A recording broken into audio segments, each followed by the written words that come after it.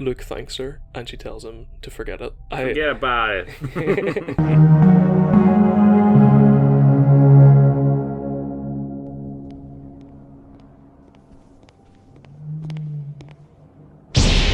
Hello there, I'm Darren.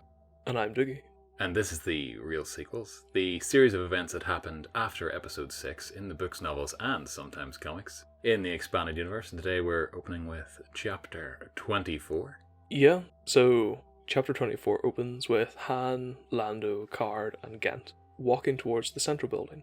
Han confronts Karrde about his dealings with the Empire, but Karrde says that the names of the Admiral and stuff are not for sale. So Han and Lando agree to stay until the Star Destroyer leaves. So Han says that while dinner is being put back together, him and Lando need to go do a couple of things on the Falcon. But as soon as they are out of sight, they head for the equipment shed instead.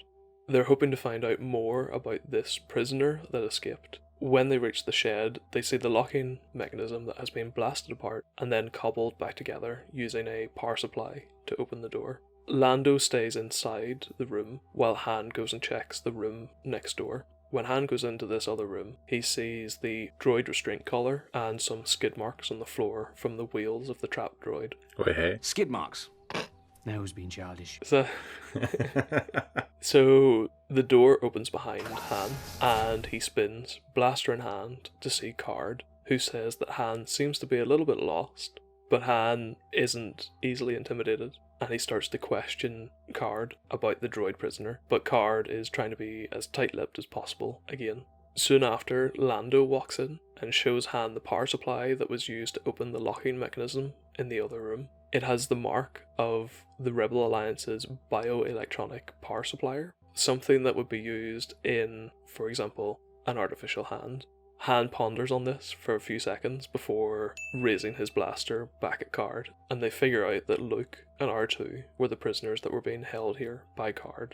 Karrde basically sighs at this point, resigned to the fact that there's no point in lying, so he explains everything. He says that they came upon Luke's damaged X-Wing by accident. They hid him in the shed because Karrde didn't want to hand him over to the Imperials, and Luke escaped, being chased down by Mara Jade, both of whom have now crashed in the jungle and are hopefully working together. Han is obviously very upset when he finds out that Luke was here and they were completely oblivious to the fact, but he eventually decides that, for the moment, Karrde can probably be trusted, and so Han asks what they're going to do about Luke. Karrde says that while the Admiral is overhead and the Vorsteners are out in the forest during the night, they can't really do anything right now, but they'll need to come up with a plan for tomorrow. So Karrde smiles and says, "Dinner should be ready about now, if you'll follow me." We then switch to Pelion entering Thrawn's command room, and the room is now filled with flame-shaped pieces of art. Pelion tells Thrawn that they haven't been able to pick up the location of the crash survivors, and the pulse transmission that they intercepted earlier was too short to get a precise location, but they're working on decrypting it now. Thrawn asks where the likely emergence points are for the survivors, and Pelion says that there's really only one practical choice, the town of Hilliard, as it's the only population centre within 100 kilometres. Thrawn tells Pelion to dispatch 3 squads of stormtroopers, half a biker scout unit, and 3 chariot light assault vehicles. While Thrawn is saying this, Pelion is thinking to himself that this all seems a bit of a waste of precious resources, and almost as if Thrawn is reading his mind, he says that Karrde has been lying to them. Thrawn points out that in the chase earlier, the Pursuer made no communication with the base, and that implies that this was no simple employee dispute, it was something that they wanted to keep hidden from the Imperials.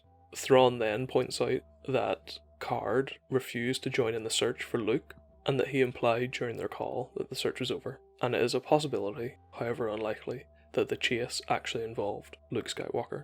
Thrawn then says that after they deploy the troops, the Star Destroyer will leave to make the final preparations for the attack on Sluis Van. Thrawn says that he won't risk delaying the attack, even for Luke Skywalker, because Sluisi art indicates a biannual cyclic pattern, and Thrawn wants to hit them when they are at their most sluggish. Thrawn says that 3 squads of stormtroopers should be enough to handle the crash survivors, as well as Karrde if he turns out to be a traitor.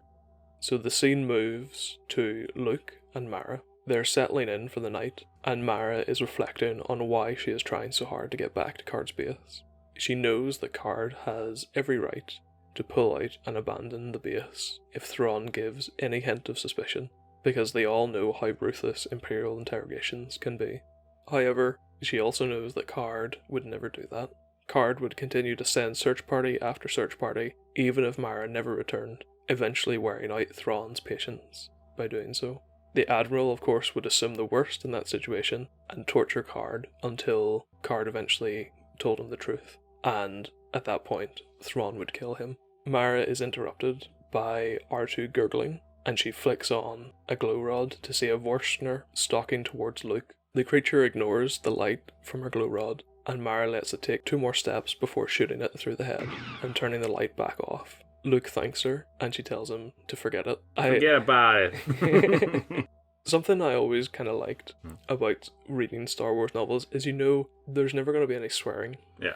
In 150 novels, I think there's maybe I've only seen a swear word once or twice.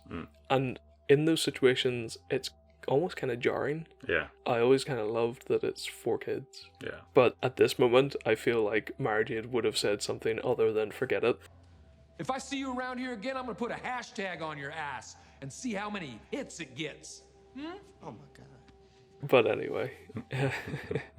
After this, Mara pulls out a bottle of stim pills, thinking to herself that she would never sleep while sitting 5 meters away from her enemy. And as she's doing so, she notices that Luke not only has his eyes closed, but he's also got a very peaceful look on his face. She's a bit confused because surely Luke should be on a knife's edge right now with the Imperials, Vorstners, and herself all wanting to kill him, and with the Ysalamiri suppressing his force powers.